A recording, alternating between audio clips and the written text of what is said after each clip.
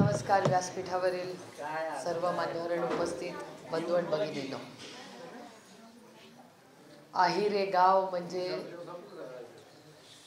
रमेशभाऊ वांजळ यांची आठवण. त्यांनी एका वेगळ्या कामाची सुरुवात त्यांच्या कुटुंबाने आहिरे गावातून केली आणि अचानकपणे रमेशभाऊ आपल्याला सोडून गेले. त्यानंतर बहिणी असतील, शुक्राभाऊंनी केलेलं जिल्हा परिषदमधलं काम असेल, आणि आता सायलीने ते पुढे नेलं आहे. आणि हे करत असताना युवराज असतील किंवा सगळेच संघटनेतले, खरं ही संघटना नसून एक कुटुंब म्हणून आपण काम करतो. मी आता इथे बसल्या बसल्याच युवराजचं भाषण ऐकत होते, तेव्हा युवराजनी सुरुवात तर कामाची केली, पण त्यांचं पूर्णत्वावर नेण्याचं काम तुमच्या महिला सरपंचांनी केलेलं आहे. आणि असे अनेक उदाहरणं व्यासपीठावर आहेत. आणखीन एक उदाहरण आहे, मी नाव घेणार नाही त्यांचं, तुम्ही आता शोधा कोणाबद्दल बोलते. मी त्यांना एवढंच खूप प्रेमाने आणि आदराने सांगितलं, म्हणलं तुमचं काम चांगलंच होतं, पण तुमच्या बायकोचं काम तुमच्यापेक्षा गुणभर जास्त चांगलं होतं. त्यांना फारसं काय आवडलं नाही मी सांगितलेलं. त्यांनी लगेच मला सांगितलं, तिला आणखीन मोठं पद दिलं होतं. मी तर 5 वर्ष काम केलं चांगलं, पण दुसरं तिला मोठं पद दिलं. म्हटलं हरकत नाही, पण पद का दिलं? कारण का तिच्यात कर्तृत्व दिसलं आम्हाला. म्हणजे तुम्हाला नाही दिलं असं नाही, पण मला इतका आनंद वाटतो. हा ज्येष्ठेचा भाग सगळा आपला झाला, पण तुम्ही विचार करा की ह्याच गावाचा तुम्ही बघा उदाहरण. आत्ता सायलीनी भाषण केलं, सरपंचताईंनी भाषण केलं, अनिताताईंचं कौतुक तुम्ही केलं. अशी अनेक उदाहरणं व्यासपीठावर आत्ता आहेत महिलांची. आणि हे करत असताना मी विचार करत होते की आदरणीय पवारसाहेबांनी महिला आरक्षण जे आणलं, हे कदाचित त्यांनी हे सगळं टॅलेंट आणि कर्तृत्व या सगळ्या महिलांचं कुठेतरी त्यांनी टिपून ठेवलं असणार, म्हणूनच त्यांनी हा निर्णय घेतला असेल. आणि आज पुरुषांच्या बरोबरी मी कधीच म्हणणार नाही की आमचं काम जास्त चांगलं आहे किंवा कमी आहे. आम्हाला फक्त हक्काचा 50% वाटा पाहिजे. आम्हाला एकूण 50 आम्ही घेणार नाही आणि 51 आम्ही मागणार नाही. त्याच्यामुळे 50-50% हा वाटा घेऊन जे अतिशय उत्तम काम इथे होतंय. म्हणजे सरपंचताईंचं भाषण, म्हणजे एरवी कसं असतं, मी एखाद्या गावात गेले ना की मला आधी माहिती असतं गावात पुरुष किंवा महिला कोण आहे सरपंच. तिथे गेल्यावर ती बाई त्यात दिसतच नाही, तो पुरुषच दिसतो. मग आपण शेवटी मोठं, आता इथे मुकाशी अण्णा आहेत किंवा मी बाजूला घेऊन सचिनला विचारणार, म्हटलं अरे सचिन सरपंच दिसत नाही कुठे, तो काय हे पण पुरुष म्हणतात, तो काय म्हटलं, अरे तो नाही, महिला पुरुष. म्हटलं तोच आहे. म्हटलं तोच कसा असू शकेल, महिला सरपंच आहे. मग ते म्हटले नाही, त्याची बायको आहे. म्हटलं मग ती कुठे आहे? येते ना. म्हटलं कुठून येते? मग ती बिचारीला बोलवतात किंवा ती खाली बसलेली असते, मग आपण तिला म्हणायचं इकडे येऊन बस. मग ती बिचारी घाबरून येते आणि सगळं तिचा नवराच करतो. भाषण पण तोच करतो, मागण्या पण तोच करतो, सगळं तोच करतो. त्यांना मी SP म्हणते. SP म्हणजे शरद पवार नाही, सरपंच पती. म्हणलं ते SPचं काय काम तिकडे? त्या SPला जरा सांगू दे, तिला बोलू दे ना. मग ती म्हणते नको. मग सगळे फारच डोक्यावर आम्ही बसल्यावर म्हणतो ना, मी 2 मिनटं भाषण करते. आणि ती छान भाषण करते. म्हणजे संधी दिली आणि जबाबदारी, ते पाण्यात पडल्यावर पोहता येतं की नाही, तसं आमच्या महिलांचं आहे. ते एकदा जबाबदारी दिली की उत्तम काम करतात. आणि आज सरपंचताईंचं काम बघून अतिशय मनाला आनंद वाटला की तुम्ही एका कर्तृत्वान महिलेला संधी दिली, पण तिच्या मागे एक यशस्वी सहकार्य करणारा नवरा आहे, हेही आपल्याला विसरून चालणार नाही. त्याच्यामुळे या खरंच खूप युवराज, मी तुमचं मनापासून कौतुक करते की तुम्ही ज्या पद्धतीने त्याच्या मागे उभे राहिला. सायलीनेही तिचं स्वतःचं उदाहरण दिलं. सायली, तू वांजळे कुटुंबाचं खूप कौतुक केलं, पण तू ह्या भागात तिथलं पिंपरी चिंचवड सोडून येऊ शकते, कारण का तुझी सास कुठे गेली? तुझी सासू आणि नवरा पण तुला मदत करतात, ह्याची नोंद आपण घेतली पाहिजे. कारण आजकाल मी बघते अनेक ठिकाणी आईपेक्षा सासूच जास्त सुनेचं कौतुक करायला लागले. आणि तीच म्हणत असते गेल्यावर, नाही आमच्या सुनबाई येत आहेत तुमच्याबरोबर. मी म्हणलं अरे सासूबाई, केवढा बदल झाला. त्याच्यामुळे ते TV सिरियलमध्ये दाखवतात ते खोटं असतं, हेच खरं असतं. कारण का त्या सिरियलमध्ये सगळ्या बायकांच वाईट दाखवतात. म्हणजे घरात भांडणं होतात ती बाईमुळे, काही झालं ना त्या सिरियलमध्ये तर त्या सगळ्या बायकांमुळेच होतं. मी नेहमी या सिरियलवाल्या सांगते कशाला आमची बदनामी करताय रोज उठून. पण मला इतका आनंद होतोय की मोठ्या संख्येने तुम्ही एका विश्वासाच्या नात्याने एक महिला सरपंचाला संधी दिली आणि त्या संधीचं सोनं कुटुंब म्हणून ते सगळे करतायत. मग पाण्याची टाकी असेल, रस्ते असतील, वीज असेल, मोबाईलची थोडी या भागात अडचण आहे. याचं कारण की इथे NDAचा प्रश्न आहे. पण NDAचे अनेक प्रश्न युवराज तुम्ही इथे मांडले. जरूर आपण त्याच्यात सातत्य ठेवून चर्चा करू. मला आत्ताच सचिन भाऊ आणि मुकाशी अण्णा दोघांनीही मला सांगितलेलं आहे की ह्या भागामध्ये काही आपल्याला दुसरी रस्त्याची कामं किंवा NDAशी सातत्य ठेवून काम कसं पुढे नेता येईल. किंवा शुक्रा भाऊ तर मला दर आठवड्यात 10 दिवसाला भेटतात आणि तेव्हा NDAचा विषय काढल्याशिवाय त्यांची कामं संपत नाही. त्यामुळे रोज काही ना काहीतरी, मग गावात काहीतरी लग्न आहे किंवा गावामध्ये काहीतरी पूजा अर्चा आहे आणि त्याच्यासाठी आम्हाला रस्ता मोकळा पाहिजे, मग ST बंद पडली, काही ना काहीतरी चालूच असतं. पण ह्या गावामध्ये खूप मोठं चांगलं काम आज इथे आल्यानंतर बघितलं आणि त्यातून स्वच्छ पाणी. मला वाटतं तुम्ही किती म्हणलं आपल्या गावांमध्ये किती झाले, किती गावांमध्ये आपण ते 29 गाव म्हणजे 100% गावांमध्ये स्वच्छ पिण्याचं पाणीचा मशीन लावून आपल्याला प्रत्येकाला मिळतं आहे. ही खरंच एक आनंदाची गोष्ट आहे. आणि पाणी असणं हे तुमचा मूलभूत अधिकारच आहे, पण ते स्वच्छही असणं. कारण आता तुम्ही बघताय, मी मागच्याच आठवड्यात तुमच्या सगळ्यांच्या आशीर्वादामुळे खरं तर 1, 2 नाही 3 वेळा मला दिल्लीला जायची संधी मिळाली. आणि गेल्यानंतर खरं तर विरोधात असणं हे खूप सोपं असतं, कारण का भाषण करायला खूप चान्स असतो आपल्याला. कारण का शेवटी सरकार असलं की सरकारकडून काहीतरी चूक होतेच. आणि तुम्हाला माहिती आहे आपल्या बायकांची नजर कशी असते, आपल्याला ते चूक झालेली लगेच कळतं. आता परवाचंच उदाहरण देते मी तुम्हाला. परवा आम्ही पार्लमेंटमध्ये बसलो होतो आणि ती 2 मुलं आली. आम्हाला तर आधी आम्ही सगळ्या महिला एकत्रच बसलो होतो, त्याच्यामुळे आमच्या ध्यानी मनीच आलं नाही की कोणीतरी आम्हाला मारायला आलं असेल. आम्हाला पहिलं वाटलं अरे बापरे पडला कोणीतरी. आमच्या मनातच आलं नाही की कोणीतरी असा येईल की जे अटॅक करायला आलं असेल. आणि तो एक पडला तर आम्हाला वाटलं अरे बापरे पडला, म्हणून सगळे मदतीला धावले की अरे कोण पडलं. नंतर दुसऱ्यानी उडी मारली आणि मग तो गॅस सोडल्यावर आमच्या लक्षात आलं अरे बापरे काहीतरी भलतंच दिसतंय. आणि पण एक गोष्ट मी मान्य करते आणि खरंच कौतुक करते, माझे सहकार्य म्हणून नाही, पण तो 1 ते 5 मिनटं असे होते की खरंच सगळ्यांचं शौर्य त्या दिवशी दिसलं. एकही खासदार बाहेर पळाला नाही. सगळ्या खासदारांनी स्वतःच्या जीवाचा विचार न करता एकमेकाला मदत केली. पोलीस आत आले नाहीत. तिथे जे असतात ना लोक, कधी तुम्ही सेशन बघितलं ती लोक येतात जे आम्हाला कागद देतात, फक्त तेवढंच त्यांचं काम असतं. त्यांच्याकडे काय बंदूक नसते, ट्रेनिंग नसते, काय नसते. आणि एक मार्शल असतात, ते स्पीकर साहेबांच्या शेजारी उभे असतात बघा, टोपी घालून एक माणूस, त्याला मार्शल म्हणतात. ते मार्शल, आम्ही सगळे खासदार आणि ते कागद येणारी लोक यांनी मिळूनच त्याला पकडलं. मी आत्ता विचार करते अगोबाई त्याच्याकडे बंदूक असती तर, त्याच्या अंगावर बॉम्ब असतात, एक नंतर सुचतं ना. पण त्यावेळी सगळे तुटून पडले, त्याला पकडलं. कदाचित थोडंसं जास्त कोणीतरी हात चालला असेल बिचाऱ्याचा, पण ठीक आहे. आता तो कशासाठी आला होता काहीच कळत नव्हतं, सगळ्याच गोंधळ झाला होता. आणि मग त्यांनी तो गॅस सोडल्यावर कळलंच नाही कसला गॅस आहे, कारण का असा हिरव्या पिवळ्या रंगाचा गॅस होता. पण एक मलाही विचार केल्यावर आता गंमत वाटते की आम्ही कोणालाही भीती वाटली नाही. आम्ही उगाच काय धावत पळत बाहेर नाही आलो. आम्हाला वाटलं आधी त्याला पकडूया, एकामेकाला मदत करूया. आणि सगळे रमत गमत बाहेर आले, एकामेकाला विचारत अरे काय झालं, किती होत. नंतर आमच्या लक्षात आलं की अरे 2 खांनीच उडी मारली, अजून 10 असते, 4 असते, काही होऊ शकलं असतं. काहीही त्या दिवशी पार्लमेंटमध्ये होऊ शकलं असतं. पण हा एक खूप काळजीचा विषय आहे आणि मला वाटतं ह्याच्या पुढे जाऊन आपण विचार केला पाहिजे की एवढी अस्वस्थता कशामुळे. एखादा युवक, अशी 2 युवक उडी मारतात, बाहेर करतात, म्हणजे काहीतरी गडबड आहे ना. अस्वस्थता समाजात आहे ना. बेरोजगारी, महागाईचे प्रश्न गांभीर्याने आपण घेतलेच पाहिजे. आता कांद्याचा भाव तुम्ही बघताय काय परिस्थिती आहे. आता साखरेचं तुम्ही बघितलं काय झालं. एक दिवस सरकार म्हणलं की आम्हाला इथेनॉल करायचं आहे साखर कारखान्यात, दुसऱ्यात बॅन करून टाकलं. कांद्याचा भाव हे निर्णय घेतला, मग कांद्याचा का नाही तुम्ही बाहेर निर्यात करण्यासाठी पूर्ण बंदी आणलेली आहे.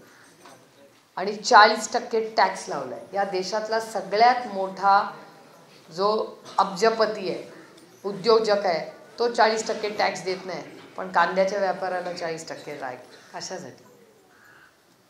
आणि ह्या सगळ्या शेती मालाला आता दुधाचा भाव किती पडलाय तुम्हाला माहिती आहे सगळ्यांना. मुळशीकर तर रोज मला भेटून रडतात, ताई दुधाच्या भावाचं काहीतरी करा. कारण ही सगळी परिस्थिती महागाई बेरोजगारीची ही महत्त्वाची आहे, ही गांभीर्याने घेतली पाहिजे. आणि मला असं वाटतं सगळ्यात मोठं आव्हान पुढच्या 6 महिन्यात राहणार आहे ते म्हणजे पाण्याचं राहणार आहे. मला वाटतं सचिन तुम्ही होता त्या मीटिंगला, प्रभाऊ तुम्ही सायली आपण सगळेच गेलो होतो. आम्ही दर 15 दिवसांनी ना पुणे शहराचा आढावा घेतो, काही कामाचा आमचा असतो तो, आणि महिन्यातून एकदा तर जातो. तेव्हा आमच्या लक्षात आलं की ह्यावर्षी पाऊस कमी पडला. पाऊस कमी पडल्यामुळे पिण्याचं पाणी, शेतीचं पाणी आणि गुरांना लागणारं पाणी याचंच नियोजन केलं नाही तर पुढच्या 3-4 महिन्यांनी प्रचंड अडचणी आपल्याला येणार. त्यामुळे या सगळ्या गोष्टीचा खूप विचार आपण सगळ्यांनी केला पाहिजे, गांभीर्याने विचार केला पाहिजे. मला आहिरे गावातल्याही सरपंच ताईंना विनंती करायला लागेल की पुढच्या 6 महिन्या पुढच्या पावसाळ्यापर्यंत तुमच्या पाण्याचा नियोजनाचाही विचार तुम्ही करा. पाणी सांभाळून वापरा, जपून वापरा, पण नियोजन गावामध्ये ह्या सगळ्याची माहिती सगळ्यांना द्या की बाबा पुढच्या काही महिने आपल्याला कसे जाणार आहे. इलेक्शन्स येतील आणि जातील, त्याच्यात ती लढाई होईल तेव्हा जे काय होईल ते होईल, पण मला असं वाटतं आपल्या कामामध्ये सातत्य आपण सगळ्यांनी ठेवलं पाहिजे. आणि आपण एक कुटुंब म्हणून जेव्हा सगळे काम करत असतो तेव्हा विकासाच्या बाबतीत कोणी एकामेकाच्या आड कधी येत नाही.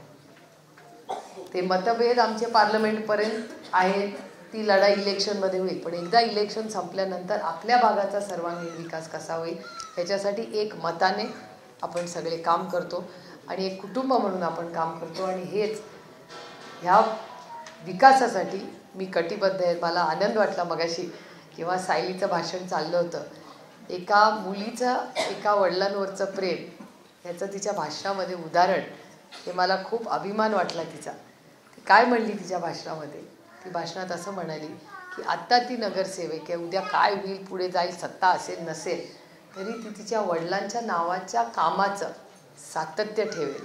ही खरंच एक खूप अभिमानाची गोष्ट आहे आपल्या लेकीसाठी. खरंच सगळ्यांनी, आणि सरपंच ताई तुमचंही, म्हणजे ज्या आता अनिताताईंबरोबर आवर्जून मी उल्लेख करेन. अनिताताई काय 2023 अनिताताई तुमच्यासाठी जो संघर्षाचा वर्ष होतं तसं कोणासाठी नव्हतं. आता मला वाटत होतं सगळ्यात अवघड माझं वर्ष 2023 गेलं, पण तुमच्यावर जी वेळ आली आहे ती कोणाच्या शत्रूवर पण येऊ नये. पण तरी अनिताताईंनी जे शौर्य दाखवले, ते 8-10 दिवसच घरी बसले असतील, त्यानंतर तो दिवस मोकाशी आणणं. आपण सगळे म्हणतो अनिताताई अरे बापरे या सोडतच नाहीत काम, म्हणजे अनिताताईंचा फॉलोअप जसा असतो ना तसा कुणाचाच या जगात नसतो.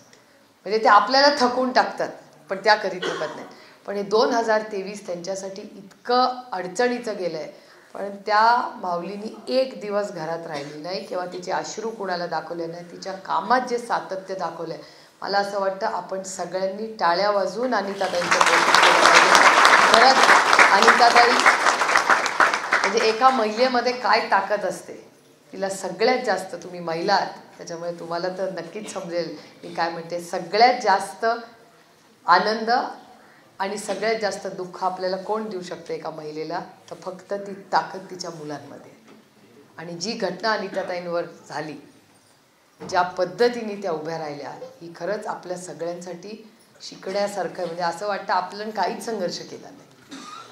त्यामुळे ह्या सगळ्या आपल्या ज्या महिला भगिनी आहेत त्यांनी इतके चांगली कामं केली आहेत. अनेक उदाहरणं मी तुम्हाला आपल्या मतदारसंघाशी देऊ शकते.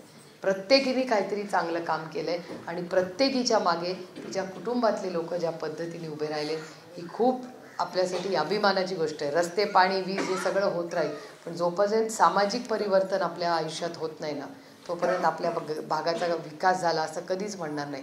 आणि आज पुरुषांच्या बरोबरीने बारामती लोकसभा मतदारसंघात सगळ्या महिला आज पुरुषांच्या बरोबरीने काम करतात, ही माझ्यासाठी एक प्रचंड अभिमानाची गोष्ट आहे. म्हणजे त्यांचाही मान सन्मान झाला पाहिजे, पण तुमचाही झाला पाहिजे. आपल्या मतदारसंघात शिक्षण, आरोग्यसेवा, रस्ता, पाणी, वीज, अपंगांचे प्रश्न, कुठली स्कीम सत्तेत असू दे किंवा विरोधात, कुठली स्कीमची आपल्याकडे चांगलं काम झालं नाही असे एक उदाहरण कोणी दाखवावं. आणि ह्याचं संपूर्ण श्रेय या संघटनेतल्या सगळ्या सहकार्यांनी पदाधिकाऱ्यांना झालं. स्कीम जरूर मी आणते, पण तुमच्या शेवटच्यापर्यंत व्यक्तीपर्यंत नेण्याचं काम कोण करत असेल तर हे सगळी टीम करते. त्याच्यामुळे या सगळ्या टीमचे मी मनपूर्वक आभार मानते की नंबर माझा पहिला देशात येतो, पण त्याच्या मागे ताकद हे सगळे. मी तिथे भाषण द्यायचं काम करते, पण त्याच्या मागे तुम्ही सगळे आहात. ते भाषणं कुणामुळे करते? तुम्ही जे इथे बोलता ना, तीच भाषणं ऐकून मी तिथे भाषण करते. म्हणजे एक शेवटचं उदाहरण देऊन मी माझं भाषण संपवते. EPS 95 यातले अनेक लोक इथे कदाचित असतील ज्यांनी प्रॉव्हिडंट फंडमध्ये दर महिन्याला 500 रुपये भारत सरकारला दिले, एका विश्वासाच्या नात्याने की आपण प्रॉव्हिडंट फंड देऊ, म्हणजे आपण जेव्हा आपण वयस्कर होऊ तेव्हा आपल्याला आपल्या मुला आणि सुनेसमोर हात पसरावे लागणार नाही.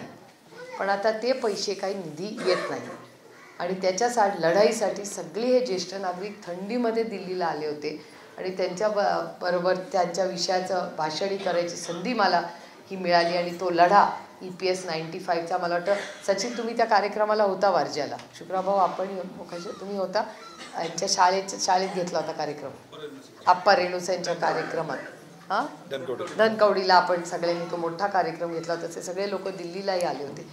आता मला सांगा, प्रॉव्हिडंट फंड विश्वासाच्या नात्याने सरकारला दिला. आता सरकार तुम्हाला 500-1000 रुपये पण देत नाही. तुमच्या हक्काचे पैसे, तुमचे पैसे भारत सरकारकडे, ते तुम्हाला आत्ता नाही मिळणार तर कधी मिळणार आहे? काय मला गोष्टी सांगतात ते लोक. इतकं वाईट वाटतं की आमची सून आम्हाला जेवायला घालते, असं वाटतं की आता म्हणजे तिला काहीतरी, आपल्याला कधी दिवाळीला साडी असेल किंवा एखाद्या नातवंडाचा वाढदिवस असेल, त्याला एखादं काय चांगलं गोष्ट घ्यायची असेल, एवढी महागाई झाली नाही ना परवडत त्यांना. आणि त्यांच्या हक्काचे पैसे 1000 रुपये, कोणाला 700 रुपये, कोणाला 200 रुपये, काय 200 आणि 500 रुपयात आज होणार आहे पुऱ्या महिन्याचा खर्च सांगा?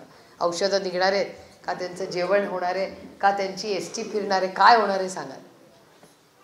त्याच्यामुळे खूप अनेक असे आव्हानं आपल्या सगळ्यांच्या समोर आहेत. मी आता लोक म्हणतात काय होईल, तुमचं सत्य येईल नाही येईल माहिती नाही. सत्ता येते आणि जाते. अनेक वर्ष पाहिली, 10 वर्ष मी विरोधातली खासदार आहे, पण समाधानी विरोधातली खासदार आहे कारण मला असं वाटतं ठीक आहे, सत्तेत असतं तर काय वेगळं केलं असतं? आपल्या भागात विकास तर होतोय, तुमचा खासदार दिल्लीत बोलतोय हे तुम्हाला माहिती आहे, माझ्यावर कुठलाही आरोप नाही, आपल्या रोज गाठीभेटी होतात, चाललंय ना सगळं सुखाने, भाकरी भाजी खातोय, सगळं सुखाने साजरं करतोय. अजून आयुष्यात माणसाला काय लागतं? आपण सगळे रामकृष्ण हरी आहे. याच्याहून जास्त काय पाहिजे मला सांगा? आपलं पांडुरंगाचं नाव घ्यायचं, हरिमुखे म्हणायचं आणि पुढे जायचं. आणि शिक्षण, आरोग्य सेवा, औषधं, आपल्या मतदारसंघात सगळ्या गोष्टी करू शकलो आपण. करण्यासारखं अजून खूप आहे. असं कधीच समाधानी व्हायचं नाही की सगळं झालं. अजून खूप करायचं आहे आपल्याला. खूप चांगल्या विकास कामं, जे झालं नाही त्याचा पुढचा टप्पा आपल्याला करायचा आहे. तो पुढच्या 5 वर्षात तुमच्या आशीर्वादाने करूच. पण ह्या कामामध्ये सातत्य ठेवून आज या गावामध्ये आल्यावर अप्रतिम बिल्डिंग पाहिली, गावातली सगळी विकास कामं केली, त्याचा दर्जा जो चांगला ठेवला आहे सरपंचांनी, ही खरंच एक कौतुकाची गोष्ट आहे. आज आल्यानंतर अतिशय प्रेमाने आपण सगळ्यांनी माझं स्वागत केलं. शुक्राभाऊ, सायलीची फार इच्छा होती, युवराजची फार इच्छा होती, काय ना काहीतरी कारण काढून उशीर झाला, इलेक्शन लागलं, काय ना काहीतरी लागलं, त्याच्यामुळे उशीर झाला. पण आज या कार्यक्रमाच्या निमित्ताने आपण जमलेलो आहोत. सकाळ असली तरी मोठ्या संख्येने आपण उपस्थित राहिला. माझं अतिशय प्रेमाने स्वागत केलं. ज्या लोकांनी, कोण एवढासा फ्लॅटमधला अर्धी खोली सोडत नाही, त्या लोकांनी तर जमीन दिलेली आहे. त्याच्यामुळे खूप मोठी गोष्ट, मोठा त्याग गावकऱ्यांनी दुसऱ्या आपल्या गावकऱ्यांसाठी केलेला आहे. त्याबद्दल त्या सगळ्या कुटुंबांनी त्यांची जमीन ही या विकास कामासाठी दिली, त्यांचेही मी मनपूर्वक आभार मानते. आणि तुमचे ऋणानुबंध हे मी आयुष्यभर विसरणार नाही. कारण का सुप्रिया सुळेची ओळख ही फक्त शरद पवारांची मुलगी म्हणून होती, पण 15 वर्षात तुम्ही जी साथ दिली, आशीर्वाद दिला, त्याच्यात आज देशामध्ये सातत्याने माझा नंबर तुमच्या आशीर्वादामुळे पार्लमेंटमध्ये पहिला येतो आणि आपला मतदारसंघ देशात 1 नंबरला येतो. त्याबद्दल तुमच्या सगळ्यांचे मी मनपूर्वक आभार मानते. आणि तुमचे ऋणानुबंध असेच मी आयुष्यभर तुमच्या माझे प्रेमाचे राहो, एवढंच म्हणून पुन्हा एकदा मनापासून तुमचे मनपूर्वक आभार मानते आणि आपली रजा घेते. जय हिंद, जय महाराष्ट्र, जय आझाद.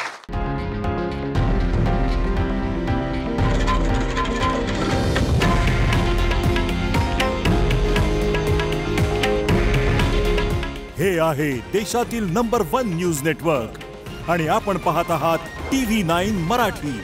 काळजी तुमची, हित महाराष्ट्राचं.